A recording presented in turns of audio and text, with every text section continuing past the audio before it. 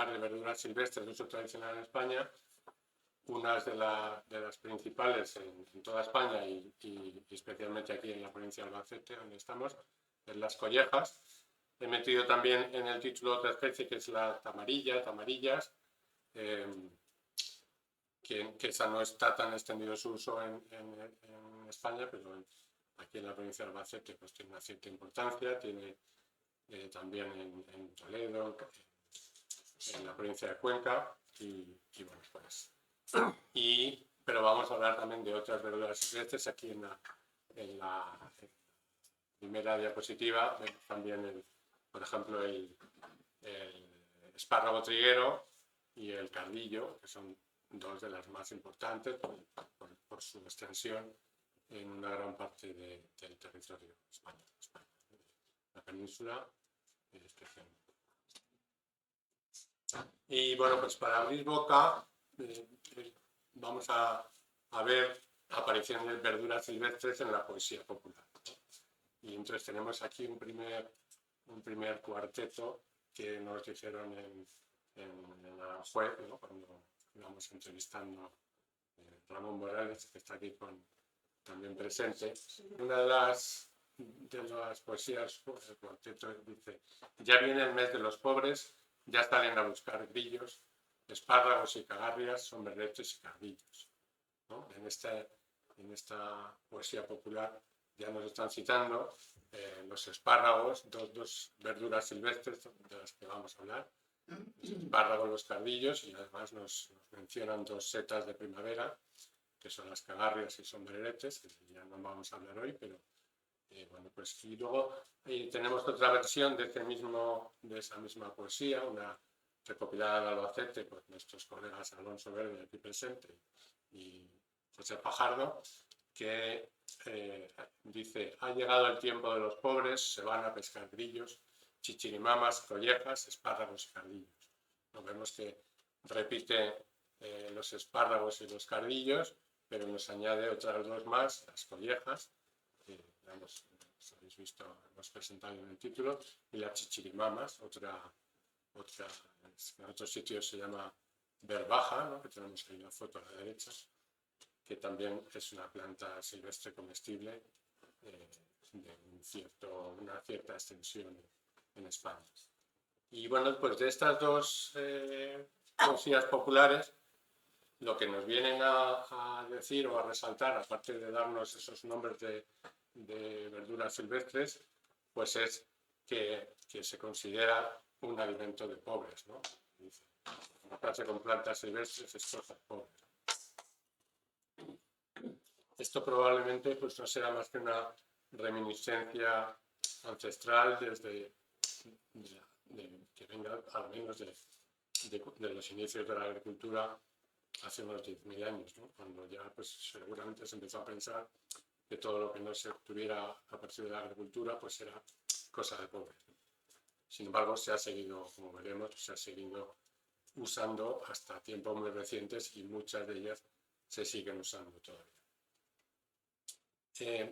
Otra poesía que en este caso hace referencia a la época de la recolección de las plantas silvestres comestibles, pues traigo este terceto que dice: el cardillo de abril para mí, el de mayo para mi amo y el de julio para mi burro. Esta misma poesía, este mismo terceto se ha empleado con otras especies, también como por ejemplo los espárragos, trigueros, y lo que nos viene a decir pues que en la época ideal para el cardillo, para el espárrago y para otras muchas, pues viene a ser el centro de la primavera, normalmente el mes de abril. Todo depende también de la zona, si es más cálida, más fría, a mayor o menor altitud, ¿no? Puede variar un poco, pero está claro que la mejor época para recolectar verduras silvestres, para consumirlas, pues es el centro de la primavera, porque es cuando están más tiernas y menos fibrosas.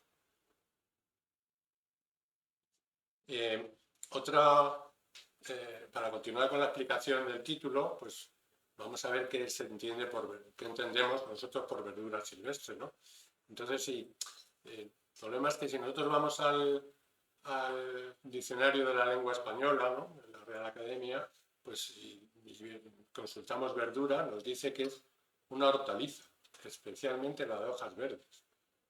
Si vamos al Código Alimentario Español, también nos habla del grupo de hortalizas en la que la parte comestible está constituida por sus órganos verdes. También la nomenclatura combinada de las comunidades europeas nos habla de, incluso llega a decir hortalizas incluidas las silvestres, lo cual es todo un contrasentido, ¿no? Si es hortaliza, es una planta de huerto, es una planta cultivada. Entonces, bueno, nosotros preferimos una definición más como esta que aparece en el diccionario, que no es más que el diccionario que aparece en la Wikipedia. Parece poco serio basarnos en esta definición, pero sin embargo yo creo que es la que más, bueno, aparte de que viene directamente de la etimología de la palabra verdura, ¿no?, pues es quizás la que sea más fácilmente entendible por la gente en general, ¿no? Y entonces decimos que la verdura es una planta o producto vegetal comestible y perecedero del cual se consumen las partes verdes, en especial las hojas, tallos y frutos en vaina, ¿no? Entonces esa es la definición, lo que nosotros hemos entendido siempre, y entonces por eso nosotros lo que vamos a hablar en esta charla de verduras silvestres pues son todas aquellas plantas que comemos las hojas, los tallos o incluso los frutos inmaduros en vaina o las semillas que están en todas esas vainas. El otro término, el de silvestre, aquí sin embargo en el diccionario pues nos dice dicho de una planta criada naturalmente sin cultivo, aunque es un término que también puede discutirse, somos un poco puristas porque en algunos casos en medios antropizados son plantas que crecen silvestres pero ya a veces son manejadas por el... Pero creo que es un término bastante más fácil de entender por todos, ¿no? Entonces, pues ahí estamos ya centrando en lo que son las verduras silvestres. Entonces, en cuanto a los datos, vamos, para que nos hagamos una idea de qué cantidad de especies hablamos, ¿no?, pues en un inventario de las plantas, perdonad, en una revisión de todas las especies que se han consumido como verdura de forma tradicional en España, perdón, como verdura, no, como plantas silvestres comestibles, pues obtuvimos un total de 514 especies, ¿no?, de 74 familias, 8% de la flora ibérica. Esto fueron estudios etnobotánicos o etnográficos de distintos sitios de España. Uno de ellos es uno que hicimos nosotros, Ramón Morales y otro compañero que ya falleció, mi Pascual y yo, en la Comunidad de Madrid, donde fuimos preguntando a la gente mayor de los pueblos qué plantas eran las que se consumían antiguamente y se usaban en la alimentación, tanto como verduras, como frutos, etc. Bueno, pues de trabajos como el nuestro, tesis doctorales, etc., pues tuvimos un número de 514 especies, de 74 familias, como he dicho, de las cuales el grupo que clasificamos como verduras, que como ya lo vamos a ver, pues es el grupo mayoritario. Son 263 especies, el 51% de ellas. Luego hay otros grupos, hay otras especies que se han usado como bebidas, como golosinas, como frutos silvestres, como condimentos, conservantes, etc. Bueno, nosotros nos vamos a centrar en esta charla de las verduras silvestres. Otra pregunta que nos podemos hacer es cómo son estas plantas que se usan como verduras, ¿no?, y cuál es la parte empleada, ¿no?, mayoritariamente. Entonces, vemos aquí, habiendo estudiado todas esas especies, pues que la mayoría de todas estas verduras son plantas herbáceas, el 87%, y principalmente perennes, ¿no? Vemos aquí en la gráfica, la mayoría son hierbas perennes, también hay un porcentaje importante, 40%, de hierbas anuales, hay una parte de arbustos y árboles, ¿no? Que ponemos las hojas. Y en cuanto a la parte empleada, vemos en este otro gráfico, pues mayoritariamente también la parte más empleada son las hojas, en ocasiones, como veremos en el caso del cardillo, por ejemplo, solo el nervio, lo que le llamamos la penca, y las hojas y tallos y brotes jóvenes o espárragos, y como veis en esta gráfica, son las partes que más frecuentemente se usan, se emplean. Y el medio donde se encuentran más plantas silvestres, con más verduras silvestres, son en lugares antropizados, son plantas adventicias que muchas veces se han clasificado como malas hierbas, ¿no? Se consideran malas hierbas de cultivos en muchos casos, ¿no? Estos son los lugares de preferencia. En cuanto al modo de consumo, pues aquí, aunque este diagrama es un poco complejo de explicar en detalle, pues podemos ver, consideramos 3 modos de consumo: de cocinado, crudo en ensalada o cruda en campo. Vemos que la gran mayoría, de un total de 186, perdón, del total 186, el 71% de las especies se consumen cocinadas. Y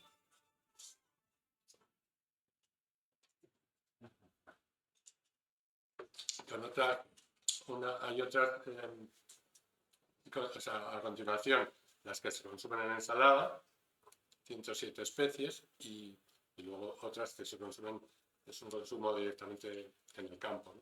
Pero vemos que en este diagrama vemos que hay zonas de unión. Algunas especies se consumen tanto cocinadas como crudas en ensalada, etc., ¿no? Entonces vemos también que la parte donde hay las plantas más importantes, con mayor importancia cultural, lo que significa que su uso está más extendido, que encontramos más referencias de uso de esas especies, están precisamente en la intersección de varios de ellos, ¿no? Por ejemplo, sobre todo en la intersección entre las plantas consumidas cocinadas y las crudas en ensalada, aunque también en de las 3 formas, ¿no? Digamos que probablemente esas especies tienen un mayor interés gastronómico, tienen un mejor sabor y se pueden consumir tanto de una manera como de otra. En cuanto a las familias botánicas, también este gráfico es un análisis de regresión, tampoco hace falta explicarlo, pero simplemente de este estudio concluimos que la selección de verduras silvestres no es totalmente al azar, no hay mayor número de verduras silvestres de una determinada familia porque sea una familia con mayor número de especies, sino que hay algo más que hace que se seleccione, ¿no? Hay determinadas familias que se ha seleccionado mayor número de verduras silvestres, como son las compuestas, las teráceas, las liliáceas en sentido amplio y las poligonáceas, ¿no? Eso es lo que nos da este gráfico. En esta otra diapositiva, que también podemos ver lo que hemos hablado, la importancia cultural de las distintas familias. Entonces vemos que la más importante está en esta parte, son las compuestas o asteráceas, y vemos la parte que aportaría cada especie dentro de esa familia. Entonces vemos que las que tienen una extensión mayor importancia, pues son el cardillo, el Scolemus hispanicus, la chicoria, etc., ¿no? Aquí se puede ver esto. Bueno, como hemos comentado, las asteráceas, poligonáceas, las liliáceas, etc. Eso es lo que vemos en este gráfico, que nos da idea de en qué familias podemos encontrar las plantas más utilizadas en España. Y a partir de ahora ya vamos a ir viendo algunos ejemplos de estas verduras algunas de las que hemos ido mencionando, y las preparaciones tradicionales de las mismas. Y comenzamos con el cardillo, que es una de las especies, ya hemos comentado, es una de las especies más consumidas como verdura en España y es tan apreciada que aún hoy siguen recolectándose e incluso se llega a comercializar a mayor o menor escala, ¿no? En mercados locales, incluso en internet se puede comprar, ¿no? Y bueno, pues como su nombre indica, es un cardo no muy grande y por tanto con hojas espinosas que se caracteriza por sus flores, cabezuelas florales amarillas, con todas las flores lipiladas. Este es uno de los ejemplos de compuestas o asteráceas, ¿no? Que hemos dicho que hay un gran número de especies usadas como verdura. Y habita en general en barbechos y lugares incultos, o sea, no cultivados, como prados o bordes de caminos. La parte aprovechable, como hemos ya comentado, es el pecíolo y el nervio central de las hojas, ¿no? Aquí en esta diapositiva veis que la hoja, la planta la hemos cortado con un poco de raíz y sujetando con la mano izquierda, con la derecha, vamos pelando todas esas pencas, quitándole las espinas. Aunque tiene, quitándole la parte verde y las espinas. Aunque tiene espinas, no suelen pinchar demasiado, aunque bueno, hemos podido comprobar que con unos guantes de jardinería, de estos que se te ajustan bien, mucho más. No te pinchas. El otro día, por ejemplo, estuvimos cogiendo cardillas. Y bueno, pues el modo de consumo tradicional, pues es tanto en revuelto como una de las formas tradicionales era de acompañamiento en el cocido, como veis en esa fotografía, acompañando a los garbanzos y también en revueltos con huevo o, a ver, es que creo que lo voy lloviendo ahí. O otra manera es, después de cocinados, freírlos pues como si fueran boquerones, ¿no? En algún sitio hemos visto que los ponían en un restaurante y le llamaban boquerones del campo. Y la verdad es que están muy buenos así.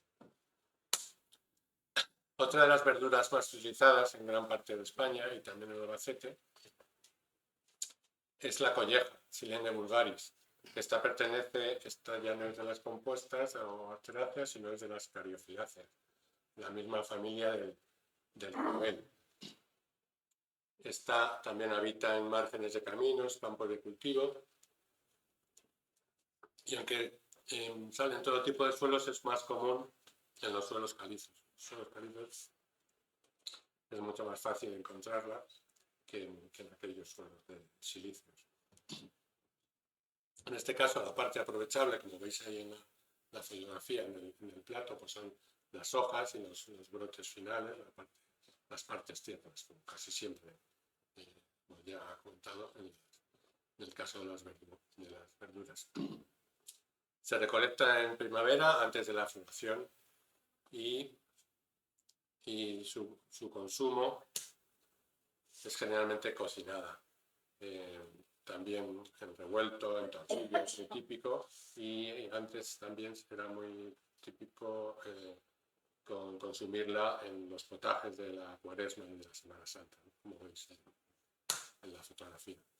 Y luego, pues aquí vemos la famosa tamarilla que hemos colocado en el título, la tamarilla, espárrago de tamarilla, que aunque no están entre las verduras silvestres de uso más extendido en España, pues bueno, pues la hemos querido poner aquí por su popularidad, al menos en Albacete y otras provincias castellano-manchegas.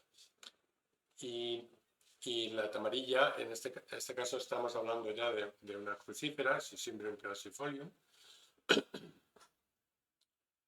y habita en suelos calizos, margosos o yesosos.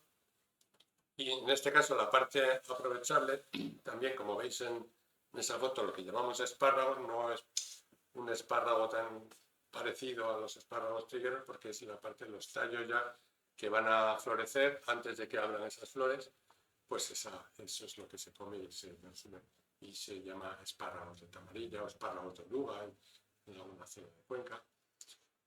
Y bueno, pues esto en el fondo es lo mismo, además es de la misma familia que los grelos, por ejemplo, los grelos de la... Es igual, los grelos de verdad son los tallos florales antes de abrir las flores, porque luego también a veces se llama grelos a lo que en Galicia llaman naviza, que es el brote de la Brassica rapa, del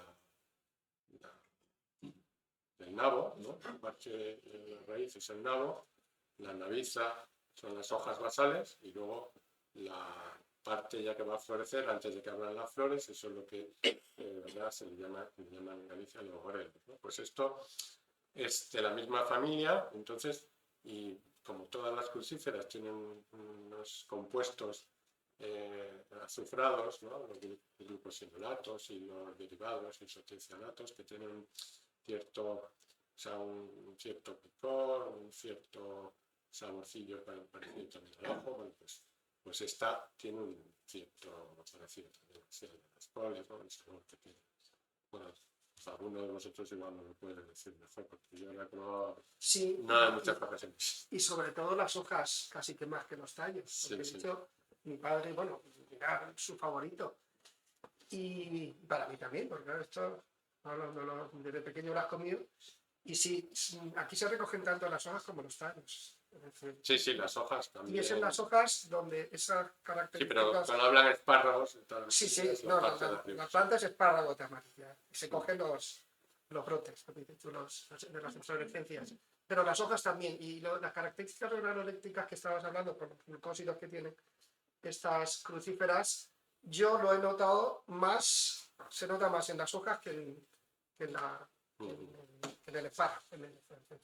Sí, que también es otra que ahora se ha hecho muy famosa, la rúcula, también es de... La oruga, sí, por aquí le llamamos pestosas. Sí, pestosas. En Madrid también le llamaban así, porque claro, la rúcula, que es la Eruca versicaria, las formas cultivadas no son tan fuertes de sabor, pero las silvestres son tan fuertes que allí en Madrid también le llamaban pestosas, porque es que es el mismo aroma, pero muchísimo más intenso.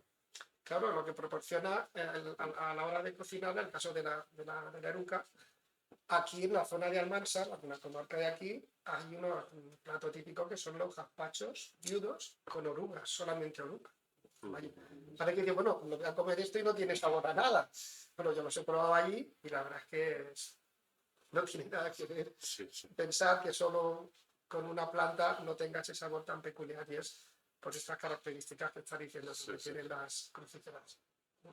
Bueno, y además en el caso del brócoli u otras, pues todos estos compuestos tienen propiedades anticancerígenas y demás, o sea, probablemente en este caso pues también todas estas...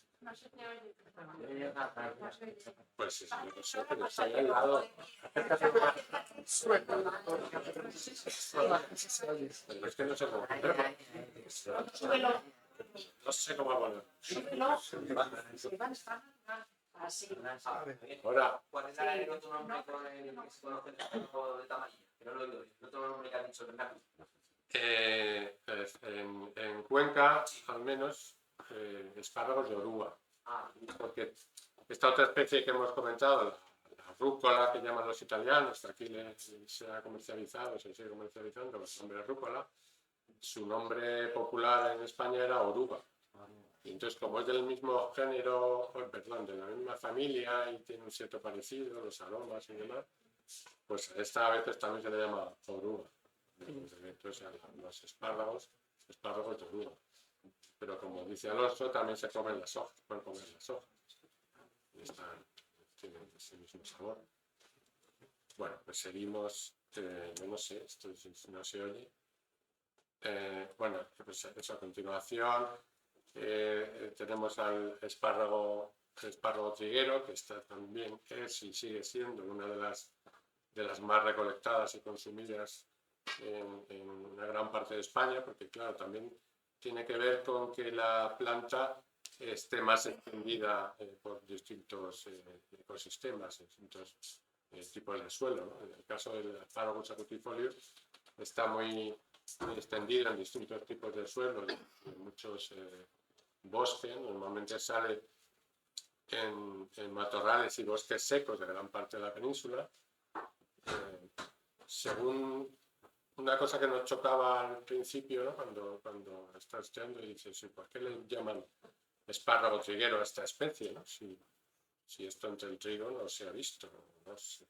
Pues, según parece, antiguamente, claro, cuando no había el uso de herbicidas que hay ahora y demás, pues muchas de las especies se quitaban de los cultivos, pero volvían son plantas vivaces. También pasaba con los cardillos, los quitaban con las collejas. Muchas de estas especies las quitaban, pero con los medios que había, pues simplemente eliminaban la parte aérea, pero sin embargo seguía quedando abajo. Entonces, antiguamente debían salir también entre los trigos. Habían eliminado la esparraguera un poco por encima, pero seguía estando y echaban los espárragos entre los trigos, y por eso probablemente se llame triguero, por lo que nos contaba. Sí, mucha gente nos ha hablado a nosotros, Javier, que desde que entraron los tractores, estas plantas estaban desapareciendo, y es por lo que están diciendo. Claro, aparte de los La herbicidas, es que la profundidad de... Efectivamente, son arado vivaces, es el mayor. arado de la mula era muy somera y entonces permitía que el año siguiente volvieran a salir. Sin embargo, cuando vino el tractor, pues la profundidad ya llegó a 1 metro o así, que ya se lleva todas estas... Y claro, lo que nos contaba muchas veces cuando lo entrevistábamos es que muchas de las verduras silvestres que se aprovechaban era que se iba al campo a quitar las hierbas a mano de los cultivos de cereal, evidentemente, o de leguminosas, y algunas de estas, y antes no se hacía nada, muchas de ellas, o era para comerlas, o era para echárselas al ganado, pero entonces ese era el medio de obtener muchas. Y entonces, claro, incluso te dicen, no, es que los cardillos, las ajonjeras, todas las que a lo mejor vemos, de las que veremos también, pues cuando salían entre el terreno arado y cuando se iban a escardar, pues estaban mucho más tiernas, salían en un suelo que estaba ya un poco cultivado, ¿no? Se había más aireado y salían más tiernas. Entonces muchas veces contaban esas cosas, los cardillos, las collejas, otras que se cogían en esos campos de cultivo, pues estaban más tiernas y más jugosas.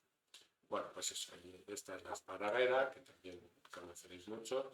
La forma típica de consumirla es en tortilla o en revuelto.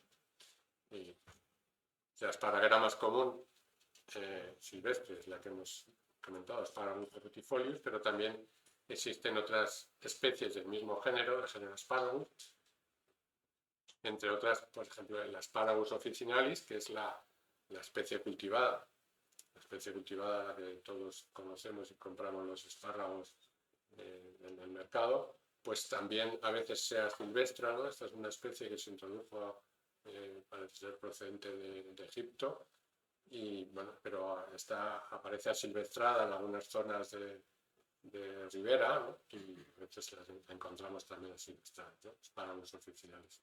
Pero hay otras especies como el espárrago blanco, Asparagus albus, Asparagus stipularis o Asparagus aphylis, distintos, ya tienen una distribución mucho menos extendida por toda España como la anterior, por eso hay menos referencias de uso, pero también se usan como espárragos del género Asparagus, ¿no? El mismo género y misma familia, por tanto. Pero es que además de estos espárragos del género Asparagus, pues hay otros espárragos silvestres de otras especies diferentes, ¿no? Es como estas tres que vemos aquí, que tienen en común que son plantas trepadoras y se comen los brotes tiernos, las puntas, ¿no? Yo al principio, cuando íbamos preguntando, nos extrañaba un poco que llamaran espárragos a esto, pero en el fondo no tiene ningún misterio, porque la palabra espárrago viene de asparagus y es brote tierno. Entonces estos en realidad son brotes tiernos de estas plantas trepadoras, ¿no? Y entonces, pues aquí ponemos 3 ejemplos: la Bryonia dioica, Humulus lupulus, la nueza Bryonia dioica, Humulus lupulus, o el lúpulo, la planta del lúpulo, que también lo tenemos silvestre en muchas zonas de Ribera, especialmente, o el lupio o Tamus communis, ¿no? Que vamos a ir viendo. Estas, como digo, curiosamente las 3 son plantas herbáceas vivaces que se secan en el verano o en el invierno, en el caso del lúpulo, y luego renacen en la primavera de su raíz. ¿No? Y bueno, como he dicho, son trepadoras con tallos volubles, a veces con zarcillos, se van sujetando a las plantas en las que trepan, ¿no? Y curiosamente, otra curiosidad que tienen en común es que las 3 son especies, cada una de una familia distinta, pero las 3 son especies dioicas, es decir, que existen ejemplares masculinos y ejemplares femeninos. Unos ejemplares producen solo flores masculinas y otros flores femeninas. Y ya digo que son de 3 familias distintas. La primera es de la familia de las cucurbitáceas, de la familia de las calabazas. La segunda es el lúpulo, conocido por su uso para aromatizar la cerveza, de las inflorescencias, de la familia de las carnaváceas, y la tercera, Tamus communis, de la familia de Dioscoreáceas. Y bueno, la otra cosa en común que tienen la Bryonia dioica del Tamus communis, la de la izquierda y la de la derecha, es que las 2 aparecen en todos los sitios, en los libros tratados de plantas tóxicas. Aparecen estas 2, además tóxicas que pueden ser peligrosas, pero la parte tóxica es tanto la raíz como los frutos, ¿no? Se sabe perfectamente, o sea, se sabe, y la tradición lo asegura, que los tallos tiernos, los espárragos, no son venenosos, y bueno, en algunos casos, bueno, yo creo que los 2 incluso, pues están citados tratados del siglo I, ¿no? Por ejemplo, en Dioscórides, que ya su consumo con un uso probablemente también medicinal, ¿no? La primera que hemos comentado es el espárrago de nuez o nueza, Bryonia dioica, que ya hemos hablado de ella. Aquí la veis con las flores, típica de las cucurbitáceas. Y tiene las hojas en una forma similar a la vid, tiene igualmente zarcillos con las que se sujeta a las plantas con las que trepa, y bueno, pues como todas, se consume antes de la floración, en la primavera, y siempre cocinada, en tortilla, revuelta, aliñadas, etc. La siguiente que vamos a ver es esta, hemos comentado, el lupio. En Madrid solían llamar lupio o rabiacán. Bueno, perdón, rabiacán en otras zonas de España, como en Extremadura, para rabiacán, rabiacanos, es el Tamus communis. Su consumo no está tan extendido como la anterior, como la nueza, porque esta planta no está no tiene una distribución tan amplia como la anterior. Esta no suele crecer en terrenos calizos, la otra sale tanto en terrenos calizos como no calizos, ¿no? como silíceos. Como veis, ahí está trepando. En este caso no tiene zarcillos, son tallos volubles, y pues el espárrago del lupio pues está trepando entre las ramas del arbusto o árbol, ¿no? Una forma típica de consumo era en sopas, ¿no? Esta planta, el lupio, tiene un característico y muy apreciado por los que les gusta, un característico sabor amargo que pues eso, le da a esta sopa, por ejemplo, que es una especie de sopa de ajo también, en que se echaban verduras, se echaban estos espárragos, tanto en lupio como la que hemos visto antes de la nueza, el espárrago de nuez, se usaba mucho este tipo de preparación de sopas. Otra de las especies que antes hemos comentado, que en este caso recuerdo eso, mi suegro me comentaba, ¿no? que estas en Segovia lo aprovechaban también, y me comentaba eso que acabo de contar antes, ¿no? De que cuando salían zonas de cultivo con el suelo más nutrido y más aireado, pues estaban más tiernas y salían. Esto que medio se ve ahí en una zona que conseguimos recolectar así algo más arenosa, salían unos tallos largos blanqueados, que también pasa con otra especie que no sé si la he traído aquí, bueno, con alguna otra especie, con esos tallos blanqueados, esa zona que es más tierna, pues en este caso, bueno, pues esta especie es la jonjera o Condylea juncea, es una compuesta también, otra más, y la parte aprovechable, como digo, era esta roseta basal y especialmente cuando salían estos tallos, que a veces les llamaban también Segovia tallos, a estos tallos blanqueados, y se solía comer en ensalada, ¿no? Como en esta ensalada que hicimos, mezclada un poco con lechuga, estas hojas. Y lo que pasa es eso, que se nota claramente que cuando salen sitios más aireados están más tiernas y más jugosas. Otra especie muy empleada en muchos sitios de España pues es la selva silvestre, ¿no? La veta marítima. Que en algunos casos se considera que es incluso la misma especie que la planta cultivada, solo que la otra se ha mejorado. Y digo se ha mejorado, entre comillas, recuerdo que comentándolo con una conocida que era de Almería y que me gustaban mucho las acelgas silvestres, pues le pasaba como a mí, que no me gustan las acelgas con sus pencas gordas de las acelgas cultivadas, ¿no? Entonces me acuerdo que decía, bueno, yo es que creo que más que mejorado se ha empeorado, ¿no?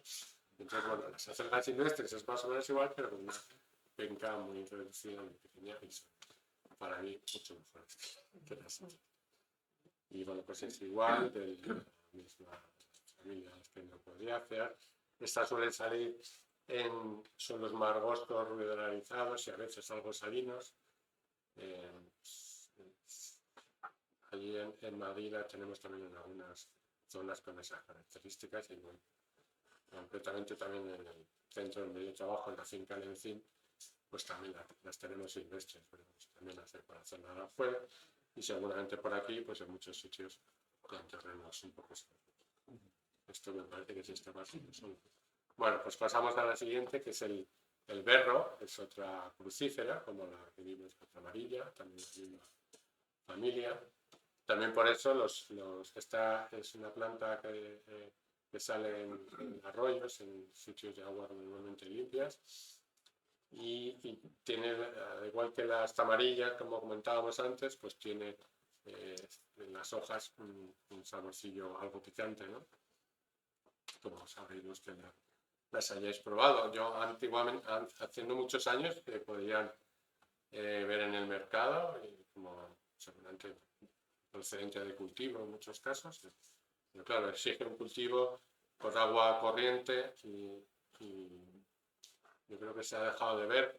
Se empezó a ver en el mercado hace no muchos años otra especie parecida, pero que no era acuática, sino terrestre, que también le llamaban berro, pero no era auténtico berro, pero ahora yo no veo ni ese otro casi apenas. Bueno, pues esta, como digo, habita en arroyos, acequias, aguas limpias, todo tipo de suelos, tanto calizos como no calizos. La parte aprovechable, como veis, son las hojas. Las hojas, tallos tiernos, en primavera, como siempre. Y el consumo más típico es en ensalada, aunque también en cremas. Otra planta que crece en los arroyos o en los regatos, en sitios con manantiales, es como su nombre científico indica, la Montia fontana, que en Madrid le suelen llamar coruja, boruja, diferentes nombres, en Salamanca también. Esta es una especie que sale en arroyos, pero solo en lugares, en arroyos de suelos de carácter ácido, no calizo. Entonces, en estos sitios calizos, pues ahora no, o sea, no la hacéis, ¿no? Pero en la zona occidental de España, por ejemplo, en Salamanca también es muy conocida y allí la conocen como el nombre de Pamplina de agua. Pamplina. Aquí en los Montes de Toledo es únicamente Monte de Toledo, donde la hemos sí. recogido, y también los nombres, Boruja y Pamplinas. Vale, y se llama Pamplina de agua porque hay otra Pamplina, que es la Estelaria Media, ¿no? Que es además incluso de otra familia. Esta Montia Fontana es de la familia Sportulacáceas, de la misma familia que la verdolaga, que como veremos al final, si nos da tiempo, pues espero que sí, pues tiene unas características nutricionales muy interesantes. Y esta es la forma típica de consumirla cruda en ensalada, como podéis ver en la foto. Entonces me dice Arturo que los Borujos, Montia, está quitada aquí en la provincia. Sin embargo, no hemos encontrado ningún sitio que la coja, porque es muy raro, es muy raro. Entonces, Claro, aquí no será. es común. Sin embargo, te vas a los Montes de Toledo y ahí sí. Claro, zonas de Ahí sí suelos entonces, allí sí la conocen ya. ácidos, nítricos, etc. Pizarras, eso ahí sí que hay. Bien. Otra especie muy consumida era la romaza, Rumes pulcher, también al menos en la zona de Madrid. Bueno, esta, como está también muy extendida, pues fundamentalmente esta es cocinada, era muy típica también echarla en el potaje, al igual que las collejas, los potajes de Cuaresma y Semana Santa. Esta al cocinarla echa un caldo un poco fuerte, había gente que prefería cocerla, tirar el caldo para que estuviera un poco más suave. Y otros, sin embargo, decían que les gustaba.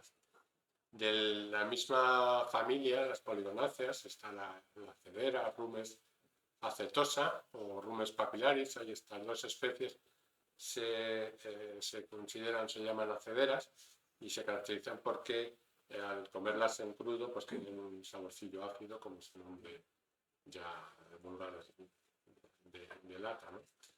Y la forma de consumo es directamente en el campo o en ensalada, ¿no? Con pan, nada. Aunque también hay alguna receta he visto por ahí en Extremadura y que he probado en crema, que también está así como una sopa, un puré en crema, también está interesante. Otra especie ya de la familia de las liliáceas, en sentido amplio, liliáceas, como dicen ahora, es el Allium ampeloprasum, el ajo porro.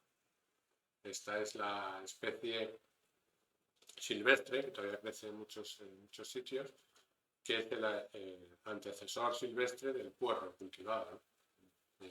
Es como podemos ver aquí, lo único que todavía es algo que incluso en textos antiguos, Cienfuegos, pues habla de que es en el siglo XVII, 1600, pues dice como que es una mezcla entre un ajo y un puerro, ¿no?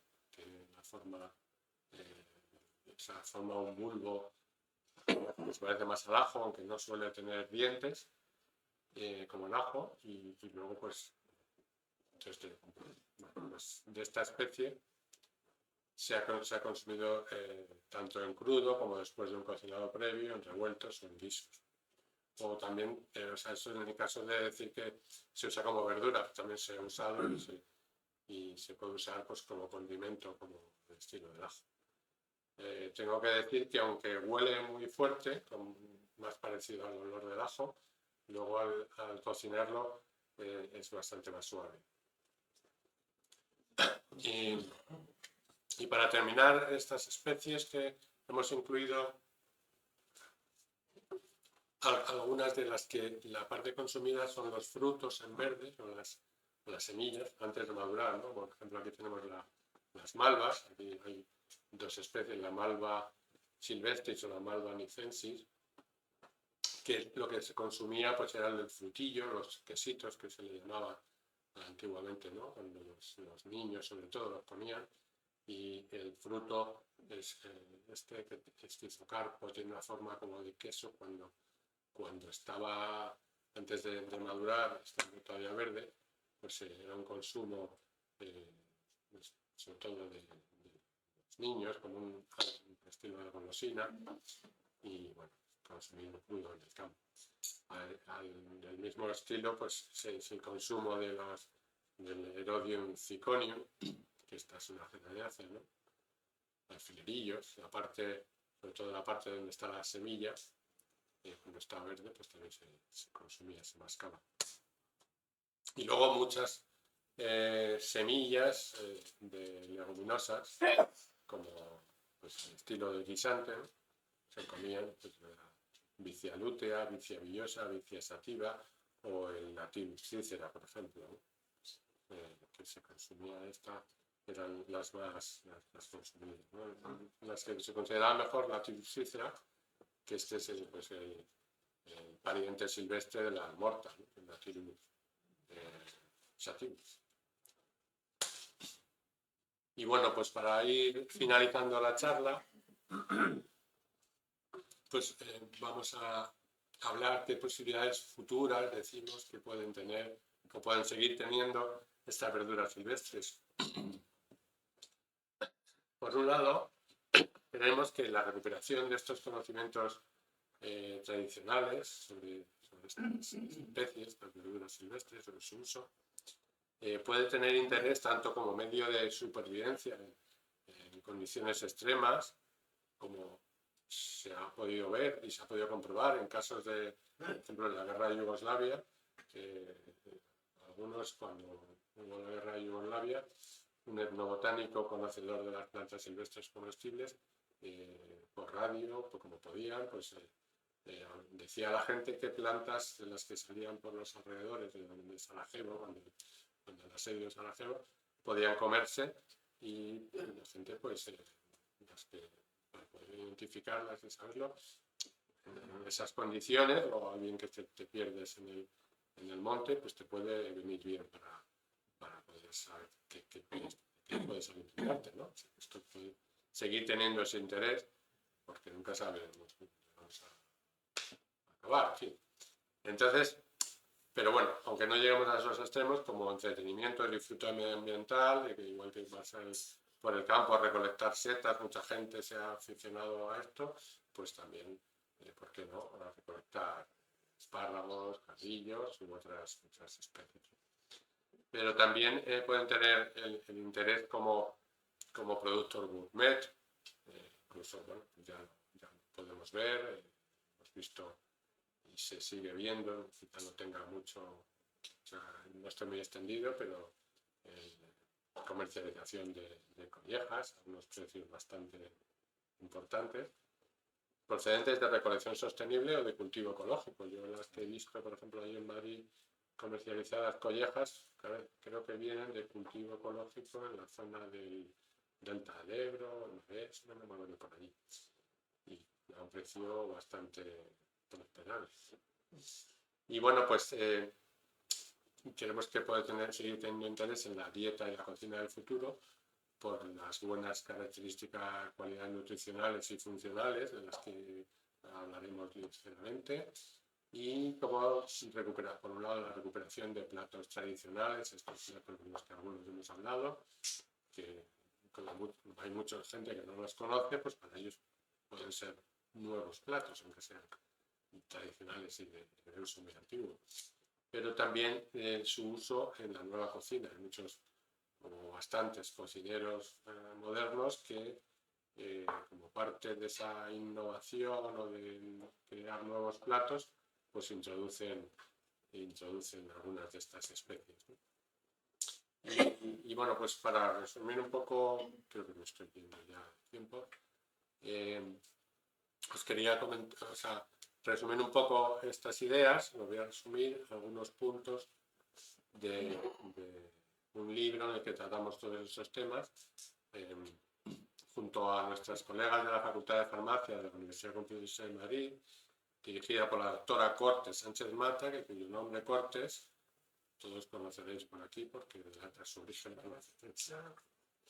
la Virgen de Cortes, que iremos mañana por allí cerca, pasaremos seguramente algunos. Y bueno, en este libro que hablábamos, además de las plantas silvestres comestibles del Mediterráneo, hablábamos de la etnobotánica y la composición nutricional, ¿no? Entonces aquí, por ejemplo, los distintos temas que tratamos en ese libro, pues aquí hablábamos de la recolección, de la productividad natural, que estudiamos dentro de la tesis doctoral de María Molina, la productividad natural de estas especies, de algunas de estas especies y bajo cultivo. Como podéis ver en este detalle, el cultivo del cardillo, que hicimos allí pruebas y lo estudiamos en la finca de Encim, donde trabajo.